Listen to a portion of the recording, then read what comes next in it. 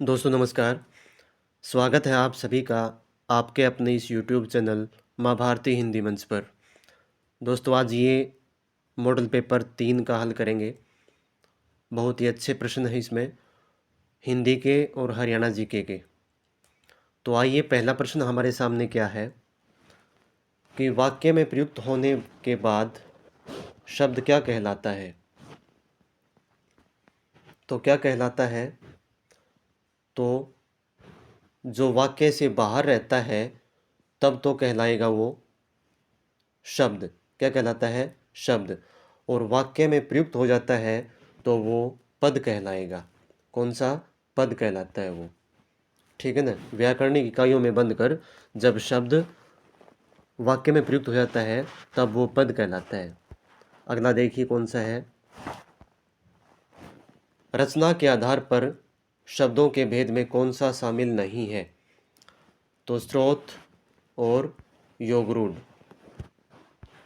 कौन सा नहीं है? तो इसमें रचना के आधार पर जो स्रोत नहीं है, योगरूढ़ है इसमें। सॉरी, स्रोत नहीं है। ठीक है। रचना के आधार पर 3 होते हैं भेद, जैसे कौन सा?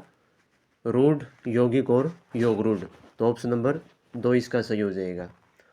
निम्नलिखित में से कौन सा विदेशज शब्द नहीं है।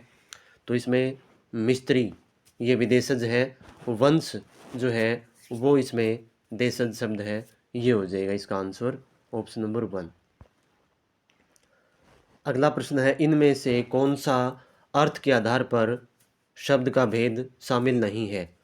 तो अर्थ के आधार पर जो है, वैसे तो ये दोनों ही हैं, इसमें थोड़ी सी है, ऑप्शन 1 और 2 इसमें शामिल हो जाएंगे।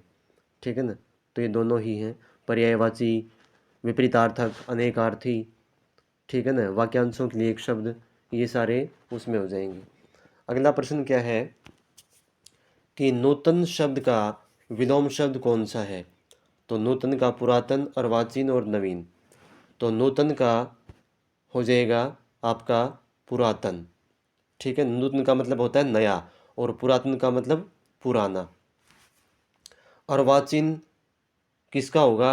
अर्वाचीन हो जाएगा प्राचीन का। प्राचीन का अर्वाचीन हो जाएगा, नवीन का भी प्राचीन हो जाएगा। ठीक है ना। तो ये इसका हो जाएगा पुरातन। अगला देखिए क्या है, चेतन का विलोम शब्द कौन सा है। तो चेतन का हो जाएगा जड़। ठीक है ना, जड़। रत्न, बटन ये गलत है इसके, तो ये हो जाएगा आपका जड़ हो जाएगा इसका। अगला है, इनमें से कौन सा बादल का पर्यायवाची है। बादल का पर्यायवाची अम्बुज, पयोधी, पयोद। तो क्या हो जाएगा? अम्बुज तो है आपका कमल का, अम्बुज है पर्यायवाची कमल का। पयोधी है समुंदर का। किसका? समुंदर का। पयोद हो जाएगा इसमें। ठीक है ना, पयोद ये किसका है? बादल का पर्यायवाची है ये। अगला देखिए, इनमें कौन सा सूरज का पर्यायवाची नहीं है। सूरज का नहीं पूछा है। तो देखो, भानु सूर्य का है, रवि भी सूर्य का है, राकेश नहीं है। राकेश, राकेश है किसका?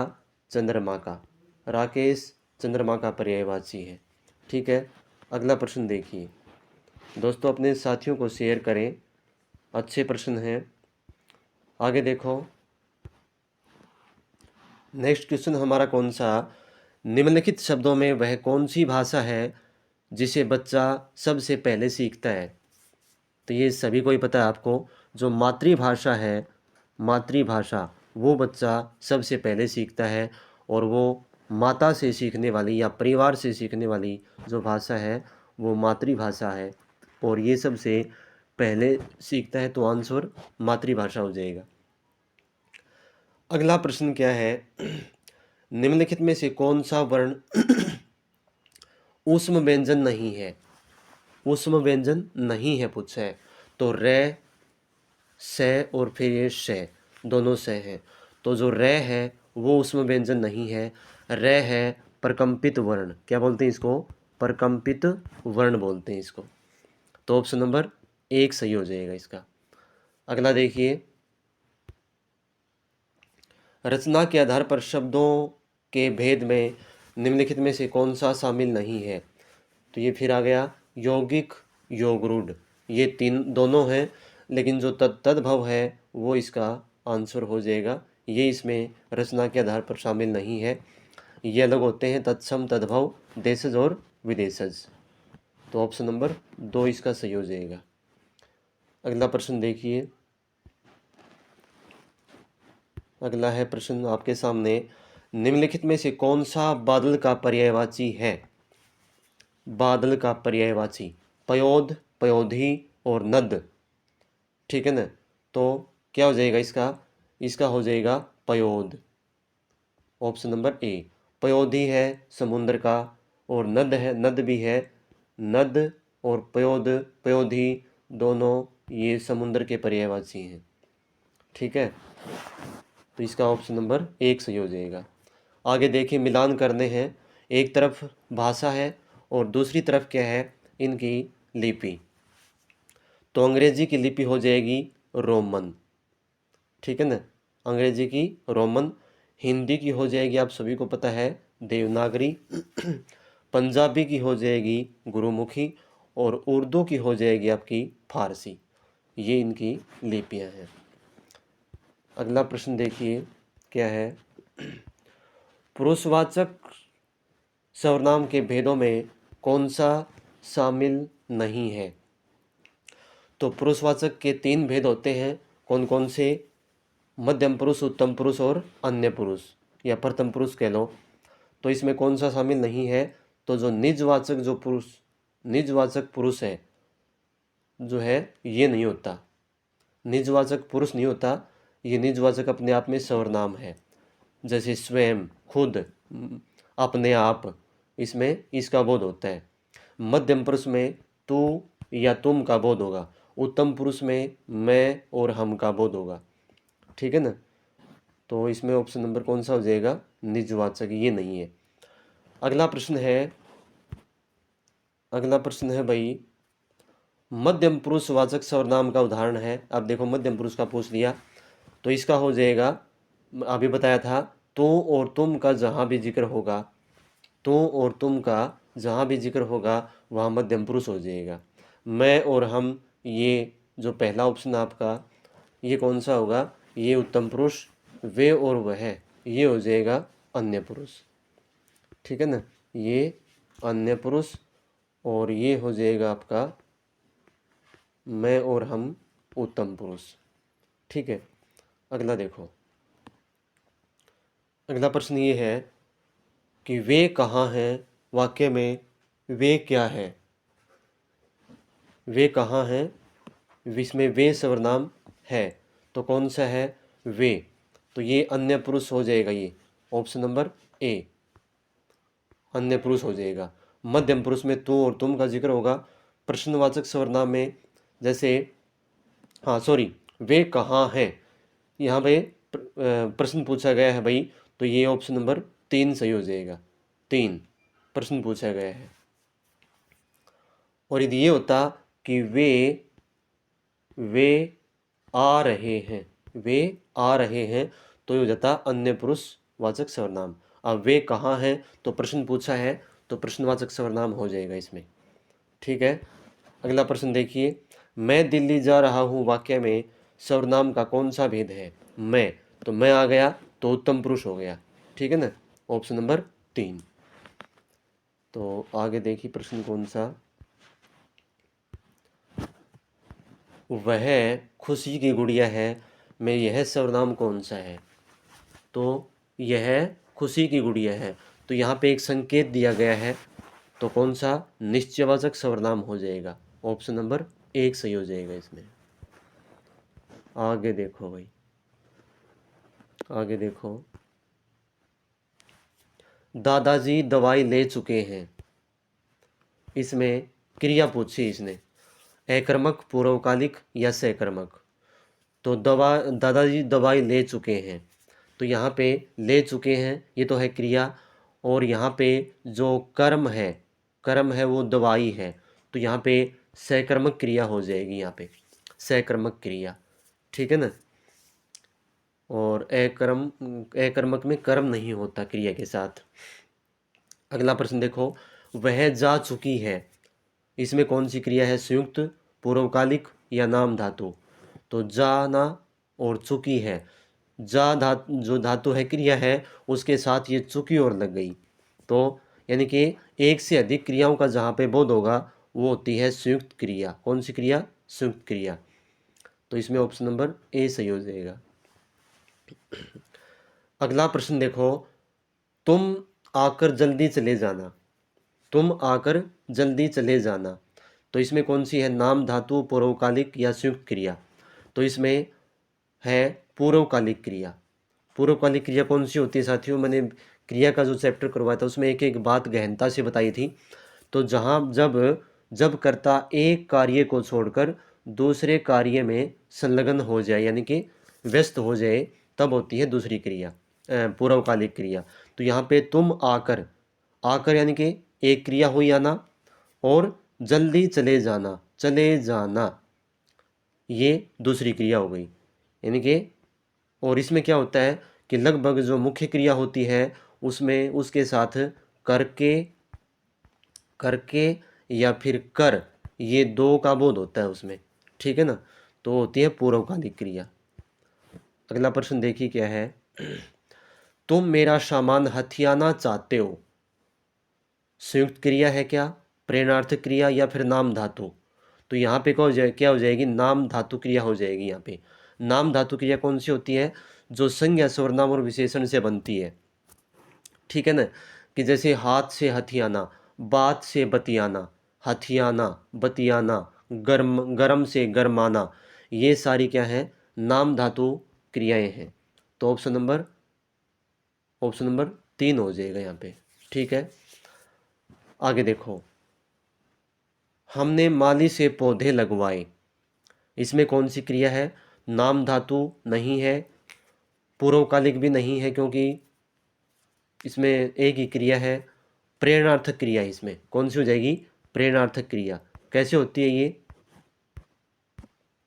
तो ये वहाँ होती है कि जब कर्ता कर्ता जब स्वयं कार्य न करके किसी दूसरे से कार्य करवाए, कर्ता स्वयं कार्य न करके किसी दूसरे से कार्य करवाए, तो वहाँ होती है आपकी प्रेरणार्थक क्रिया, ठीक है ना। कि जैसे राधा ने गीतू से पत्र लिखवाया, राधा ने गीतू से पत्र लिखवाया। यहाँ पे राधा पत्र नहीं लिख रही, किसी और से काम करवाया है, तो प्रेरणार्थक क्रिया है, ठीक है ना। तो ये हो जाएगी प्रेरणार्थक क्रिया। अगला प्रश्न देखिए अपना क्या है, हमारे देश में विभीषणों की कमी नहीं है, वाक्य में संख्या का भेद बताइए। विभीषणों की कमी नहीं है, तो यहाँ पे देखो विभीषण तो क्या था? विभीषण तो एक था व्यक्तिवाचक, लेकिन जाति व्यक्तिवाचक संज्ञा जातिवाचक कब बन जाती है? तब बनती है कि जब क्या हो, कि जब किसी विशेष व्यक्ति के गुण और किसी व्यक्ति में भी, यानी कि बहुत सारे उस वाले गुण सभी व्यक्तियों में, लगभग व्यक्तियों में देखे जाएं, और उसको उसी की संज्ञा दे दी जाए, ठीक है ना। तो विभीषण आज भी जो है, लोग जो घर की बातें बताता है उनको बोलते हैं विभीषण। मुहावरा भी है कि घर का भेदी लंका ढावे, ठीक है ना। और जैसे कि आज भी देश में भगत सिंहों की कमी नहीं है, यानी कि जिसके मन में, जिन युवाओं के मन में देशभक्ति के प्रति जो है इतना प्रेम है, तो वो जो है उनमें मर मिटने की भावना है, तो वो क्या कहलाएंगे? भगत सिंहों। तो सभी भगत सिंहों की संज्ञा दे दी उनको, तो इसलिए ये व्यक्तिवाचक नहीं बल्कि जातिवाचक संज्ञा बन जाएगी, ठीक है। अगला प्रश्न देखिए क्या है। अगला प्रश्न है, निम्नलिखित में से कौन सा शब्द पुल्लिंग है? अंगुली, तालाब या फिर नदी? तो इसमें कौन सा पुल्लिंग है? तालाब हो जाएगा इसमें पुल्लिंग शब्द। तालाब पानी से भरा है, अब थोड़ी नहीं बोलते हैं कि तालाब पानी से भरी है, ऐसे नहीं बोलते। तो वाक्य बना के भी जो है हम स्त्रीलिंग और पुल्लिंग की पहचान कर सकते हैं। तो ऑप्शन नंबर दो हो जाएगा इसका। अगला देखो, झील का बहुवचन रूप क्या होगा? तो झील का क्या हो जाएगा? झीलें, झीलें है ये, झीलें, झीलों और झीलें, तो ऑप्शन नंबर 3 हो जाएगा इसका, झीलें। आगे देखो, हमने माली से पौधे लगवाए, हमने माली से पौधे लगवाए, फिर आ गया ये, तो इसमें क्या हो जाएगा? नाम धातु नहीं है, प्रेरणार्थक क्रिया हो जाएगी इसमें, क्योंकि काम किसी और से करवाया गया है, खुद न करके, तो प्रेरणार्थक क्रिया इसमें हो जाएगी। अगला प्रश्न देखो, परंतु, लेकिन, क्योंकि, कौन से अव्यय हैं? तो कौन से अव्यय हैं ये? समानाधिकरण, स्थानवाचक, व्याधिकरण।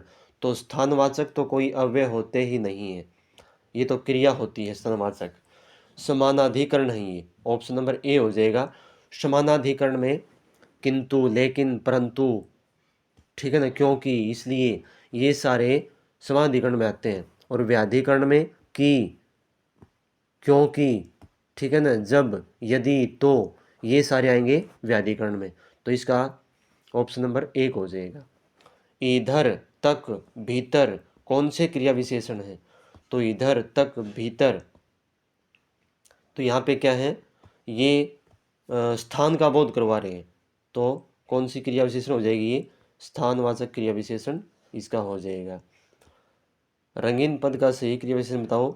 सुरेश बाहर खड़ा है, बाहर, तो यहाँ पे ये खड़ा है क्रिया है, ठीक है, और बाहर, तो ये भी स्थान का बोध करवा रहा है, तो ये हो जाएगी स्थानवाचक क्रिया विशेषण। रंगीन पद का सही क्रिया विशेषण भेद बताओ। तुम कम बोलो, कम बोलो, यहाँ तो क्या मतलब एक मापतोल का बोध करवाया गया है, कम, ज़्यादा, थोड़ा, तो क्या हो जाएगा इसमें? इसमें हो जाएगी परिमाणवाचक क्रिया विशेषण। क्या हो जाएगी? परिमाणवाचक क्रिया विशेषण। अगला प्रश्न देखो, अगला है भाई, रागिनी पेड़ खालिस्तान बैठी है, तो के द्वारा, की ओर, या के नीचे, तो क्या हो जाएगा? तो रागिनी पेड़ के नीचे बैठी है, ये हो जाएगा, पेड़ के नीचे। इससे पहले एक और रह गया ये, राम खालिस्तान लक्ष्मण भी चले गए, तो के संग, के बिना, के द्वारा, तो के संग हो जाएगा इसमें, राम के संग लक्ष्मण भी चले गए। अगला है, खेल आरंभ नहीं हो सका, खालिस्तान वर्षा हो रही थी, तो क्या, कौन सा इसमें अव्यय आ जाएगा? तो इसमें आ जाएगा क्योंकि, क्योंकि आ जाएगा। खेल आरंभ नहीं हो सका क्योंकि वर्षा हो रही थी, तो इसमें ऑप्शन नंबर 3 हो जाएगा। आगे वाच्य से प्रश्न है, वाच्य कितने प्रकार के होते हैं? तो वाच्य 2, 3 या 4, तो वाच्य 3 प्रकार के होते हैं। कौन कौन से? कर्तृवाच्य, कर्मवाच्य और भाववाच्य, ठीक है ना। अगला देखो, मुझसे अब उठा नहीं जाता, इस वाक्य में वाच्य भेद है। मुझसे अब उठा नहीं जाता, तो ये भाववाच्य हो जाएगा, भाववाच्य। भाववाच्य में हमेशा अकर्मक क्रिया रहती है, अकर्मक। मुझसे अब उठा नहीं जाता, इसमें कोई भी कर्म नहीं है, और भाववाच्य में लगभग नहीं वाले, नकारात्मक वाले वाक्य आते हैं, और असमर्थता वहाँ पे जताई जाती है, तो यहाँ पे भाववाच्य हो जाएगा। नेक्स्ट है, पुलिस ने कई चोरों को पकड़ा, वाच्य भेद बताइए। पुलिस ने कई चोरों को पकड़ा, तो ये कर्मवाच्य सॉरी कर्तृवाच्य हो जाएगा, कर्तृवाच्य। और इसको कर्मवाच्य बनाएंगे इसका, तो पुलिस के द्वारा कई चोरों को पकड़ लिया गया, ठीक है ना। कर्म और भाववाच्य बनाते समय कर्ता को हम कर्ण कारक में बदलेंगे, कर्ता को हम कर्ण कारक में बदल देंगे, ये इसका हो जाएगा। अगला देखिए, भाववाच्य खालिस्तान क्रिया होती है भाववाच्य में, तो अभी बताया था कुछ सेकंड पहले, तो भाववाच्य में केवल अकर्मक क्रिया होती है। यदि कर्म है उसमें सकर्मक क्रिया है तो भाववाच्य बनेगा ही नहीं, ये एक अच्छा नियम है, तो ये ध्यान रखें। अगला देखो भाई क्या है, जो शब्दांश शब्दों के पहले जुड़कर उसके अर्थ में परिवर्तन लाते हैं उन्हें कहते हैं। यानी कि जो शब्दों से पहले जुड़ते हैं, तो क्या जुड़ते हैं शब्दों से पहले? उपसर्ग या प्रत्यय। तो ये आप सभी को ही पता होगा कि ये सब पहले जो है वो उपसर्ग जुड़ते हैं, उपसर्ग, ठीक है ना। और प्रत्यय जुड़ते हैं पीछे, पैसे प्रत्यय और पैसे पीछे, ऐसे ध्यान रख लो, ठीक है ना। अगला है उपसर्गों के प्रकार में कौन सा शामिल नहीं है? तो उपसर्गों के प्रकार में उर्दू के उपसर्ग होते हैं, हिंदी के उपसर्ग होते हैं, प्रत्ययों के उपसर्ग, ये कोई उपसर्ग नहीं होते। तो नहीं है, तो ऑप्शन नंबर 3 हो जाएगा। प्रतिध्वनि शब्द में कौन सा उपसर्ग है? प्रतिध्वनि, तो इसमें प्रति उपसर्ग है और ध्वनि जो है वो मूल शब्द हो जाएगा। प्रति इसमें क्या है? उपसर्ग, और जो ध्वनि है वो है मूल शब्द। दुकानदार शब्द में निहित प्रत्यय कौन सा है? तो दुकानदार में दुकान जो है वो क्या है? मूल शब्द, और दार हो जाएगा इसमें प्रत्यय। देनदार, लेनदार, दुकानदार, नंबरदार, ये सब इसमें सभी में क्या है? दार प्रत्यय है। अगला प्रश्न देखो क्या है। अगला प्रश्न है कि धार्मिकता शब्द में कौन सा प्रत्यय है? धार्मिकता, तो इसमें बता दूं, तो इसमें धर्म तो क्या है? धर्म, धर्म है इसमें मूल शब्द, और पहले बना इक और फिर लगा ता प्रत्यय, तो इसमें इक और ता दो प्रत्यय है इसमें, तो इसमें तीसरा हो जाएगा पहला और दूसरा दोनों, इक और ता दोनों प्रत्यय इसमें। कुम्हारिन शब्द में मूल शब्द क्या है? कुम्हारिन, तो कुम्हारिन में कुम्हार जो है वो मूल शब्द है, और इसमें कौन सा प्रत्यय हो जाएगा? इसमें इन प्रत्यय हो जाएगा, इन, ये ऋण नहीं है भाई, इसमें इन प्रत्यय हो जाएगा, इन प्रत्यय, ठीक है ना। आगे देखो, आगे संधि से प्रश्न है उठाए गए। क्या उठाए गए हैं? स्वर संधि के प्रमुख भेदों में कौन शामिल नहीं है? तो स्वर संधि में गुण संधि होती है, विसर्ग संधि अपने आप में एक संधि है, दीर्घ संधि भी इसका भेद है। तो ऑप्शन नंबर 2 हो जाएगा इसका। महेश शब्द का उचित संधि विच्छेद कौन सा होगा? तो महेश का हो जाएगा महा प्लस ईस। मैं प्लस हेस गलत है, मही और हीस ये दीर्घ संधि में आ जाएगा, तो ऑप्शन नंबर 1 हो जाएगा इसका सही। लक्ष्मी, लक्ष्मी इच्छा शब्द का उचित संधि विच्छेद कौन सा है? तो लक्ष्मी इच्छा, तो इसका हो जाएगा पहला ही, लक्ष्मी प्लस इच्छा। लक्ष्मी प्लस छा ये गलत है, लक्ष्य प्लस इच्छा ये भी गलत है, ठीक है। आगे देखो भाई, नारी प्लस ईश्वर, इसकी संधि क्या बनेगी? तो इसकी बन जाएगी, हाँ, नारी प्लस ईश्वर, तो इसकी बन जाएगी नारीश्वर। देखो ऑप्शन नंबर 3 नारीश्वर, और ये संधि बन जाएगी दीर्घ संधि, दीर्घ संधि। शिक्षा प्लस अर्थी, तो इसका क्या बन जाएगा? इसका बन जाएगा शिक्षार्थी, ये भी ऑप्शन नंबर 3 सही हो जाएगा, शिक्षार्थी, ये भी दीर्घ संधि बन जाएगी। अगला प्रश्न क्या है? अगला प्रश्न ये है कि अत्यंत में संधि विच्छेद कौन सी है? तो अति अंत, अति बड़ी अंत, बड़ी मात्रा है तय को, और अत्यांत, तो इसमें ऑप्शन नंबर कौन सा हो जाएगा? ऑप्शन नंबर पहला ही हो जाएगा, अति और अंत, और ये यण संधि हो जाएगी, यण संधि। स्वर संधि के 5 भेद हैं। कितने भेद हैं? 5 भेद हैं। संधि का मैंने टॉपिक करवा रखा है, बहुत ही ज़बरदस्त तरीके से, एक भी नियम नहीं छूटेगा, और ट्रिक के माध्यम से करवा रखा है। जिस साथी ने नहीं देखा है वो व्याकरण के नाम से PDF है, हिंदी व्याकरण के नाम से, अपने इसी चैनल पे वो देख सकता है। तो इसमें अति प्लस अंत अत्यंत हो जाएगा और यण संधि हो जाएगी। अगला प्रश्न देखो क्या है। किस समास का पहला पद संख्यावाची होता है? समास से प्रश्न पूछेंगे, क्योंकि साथियों सभी टॉपिक से प्रश्न उठाए हैं मैंने, तो क्योंकि इसको ऐसा कोई भी नहीं है कि इम्पोर्टेंट कोई विशेष टॉपिक होता है।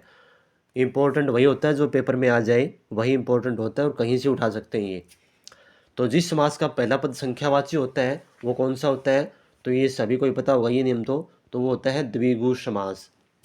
द्विगु समास वैसे तो बहुब्रीहि समास में भी होता है, लेकिन वो किसी अन्य पद की प्रधानता होती है उसमें, वो पता लग जाता है उसमें।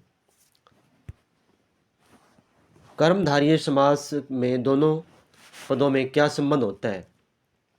विशेष से विशेषण का क्या, दोनों पद प्रधान होते हैं क्या, या फिर दोनों पद अव्यय होते हैं? तो इसमें विशेष्य और विशेषण की का संबंध होता है, ठीक है ना। तो ऑप्शन नंबर ए सही हो जाएगा इसका। अगला है नीलकंठ में कौन सा समास है? कर्मधारय है क्या, द्विगु या फिर द्वंद्व?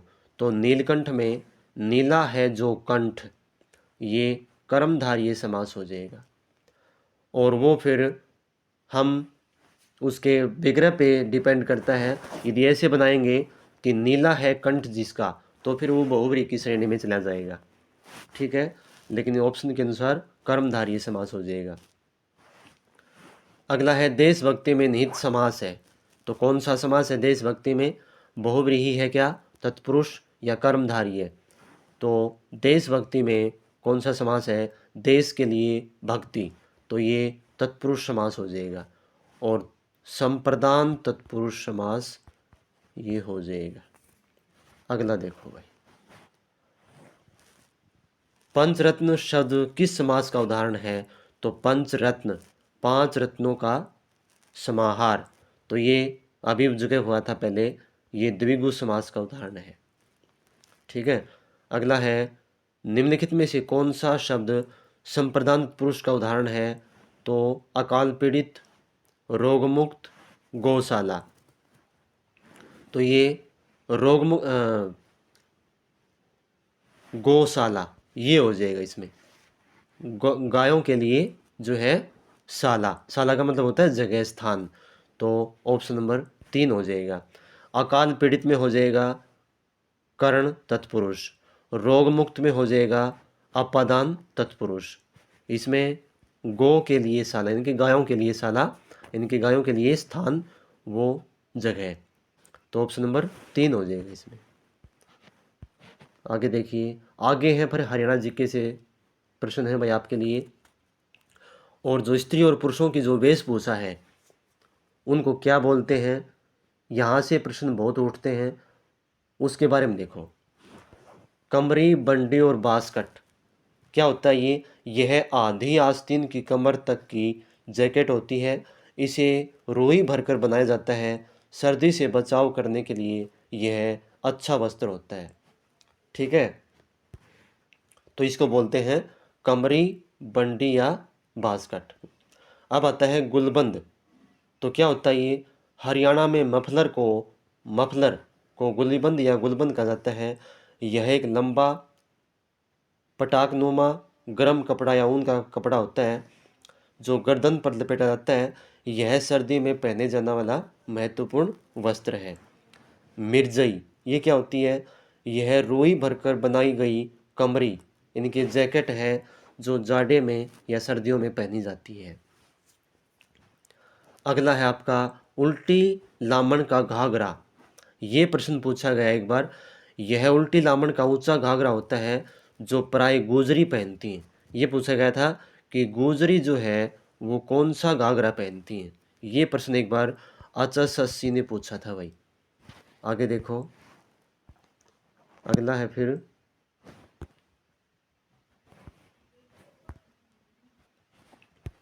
अगला है आंगी। आंगी सूती कपड़े का यह वस्त्र कमीज या जम्फर के नीचे स्तनों पर पहना जाने वाला, तो यह महिलाओं का जो है अधो वस्त्र है ये, ठीक है ना, नीचे पहने जाने वाला। कैरी नीले खद्दर पर लाल टीकों वाली कपड़ों का घाघरा होता है, वाले कपड़ों का घाघरा होता है ये कैरी। नीले खद्दर पर, खद्दर क्या होता है? जो प्योर कॉटन होता है, उस पर लाल टीकों वाले कपड़ों का घाघरा होता है ये कैरी। अगला देखो क्या, कंग यह गहरे लाल रंग का ओढ़ना होता है। गहरे लाल रंग का, और किससे बना होता है ये, और ये बना होता है, ये भी खद्दर से लगभग बना होता है, सोपली टाइप में इसको बोलते हैं, सोपली। आगे आएगा शायद इसमें सोपली। अगला देखो गोमटी, यह सूती रंगीन कपड़े पर रेशमी बूंदियों की कढ़ी ओढ़नी होती है। क्या? कि यह सूती रंगीन कपड़े पर रेशमी बूंदियों की जो है ओढ़नी होती है। इनकी सूती तो होता है, लेकिन उसमें रेशम के धागे से उस पर कढ़ाई की जाने वाली होती है ये। आगे देखो क्या है, छामा, यह पीले पाट की आकर्षक कथाधिकारी से युक्त ओढ़नी होती है। क्या होती है? ओढ़नी, यानी कि चुनरी जिसको बोलते हैं हम, पीले पाट, यानी कि उसका जो बैकग्राउंड होता है वो पीला होता है, और इस पर आकर्षक कसीदाकारी, मतलब धागों से एक बहुत ही रोचक जो है वो कढ़ाई की होती है, उसको बोलते हैं कसीदाकारी। आगे है डिमाज, क्या होता है? तो यह रेशमी ओढ़ना है जो कि विवाह में दुल्हन के द्वारा ओढ़ा जाता है। डिमाज, ये पूछा गया था भाई एक बार। आगे देखो, अगला है आपका दुकानिया। क्या है दुकानिया? यह खद्दर का गहरे लाल रंग का पीले धागों से कढ़ाई किया गया ओढ़ना है। इसकी सिर्फ किनारियों पर ही कढ़ाई की जाती है, तो वो कहलाता है दुकानिया। मोड़िया, यह नीले काले पल्लों की रंगाई का बारीक ओढ़ना होता है। लहरिया, यह बंधेज पत्ती की रंगाई से तैयार किया गया ओढ़ना होता है। लह, यह भी पूछा गया था प्रश्न एक बार, लह, कि यह नीले कपड़े पर पीले और नीले धागों से की गई कढ़ाई वाले कपड़ों का घाघरा होता है। लह, नीले कपड़े पर, उसका बैकग्राउंड नीला और पीले और नीले धागों से कढ़ाई की गई वाला कपड़ा जो होता है वो घाघरा होता है, तो होता है, इसको बोलते हैं लह। सोपली, देखो आ गया सोपली, यह गहरे लाल रंग की किनारे पर छपी ओढ़नी होती है, जिसे मांगलिक ओढ़नी समझा जाता है। ठीक है ना, जो लगभग जो वृद्धा स्त्री जो होती हैं वो ओढ़ती हैं इसको। आगे देखो, आगे भी है क्या, हाँ, अब पुरुष वेशभूषा। देखो इसमें क्या है, लौंग, लौंग के आकार का नाक और कान का गहना। ठीक है ना, खैर ये कान का ही होता है पुरुषों का तो। आगे देखो, कमरी, बंडी और बास्कट, ये फिर आ गया। आधी आस्तीन की कमर तक की जैकेट होती है ये, इसमें रुई भरकर बनाया जाता है और सर्दी से इसके लिए बचाव होता है। गुलीबंद फिर आ गया, ये वही है। हरियाणा में मफलर को गुलीबंद या गुलबंद कहते हैं, जो कि एक गर्दन पर लपेटा जाने वाला होता है ये। दोहर, ये क्या होता है?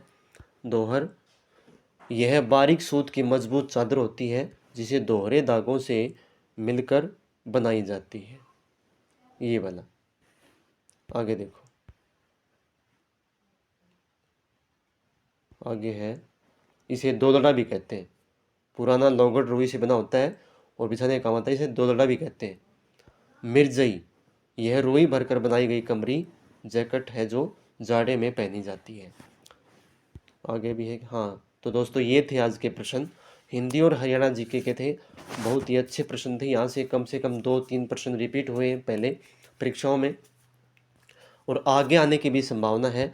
इसलिए सभी साथियों से अनुरोध है, गुजारिश है कि इसको जो है शेयर ज़रूर करें। ठीक है, तो मिलते हैं जल्द ही नई क्लास में। तब तक के लिए धन्यवाद। जय हिंद, जय भारत।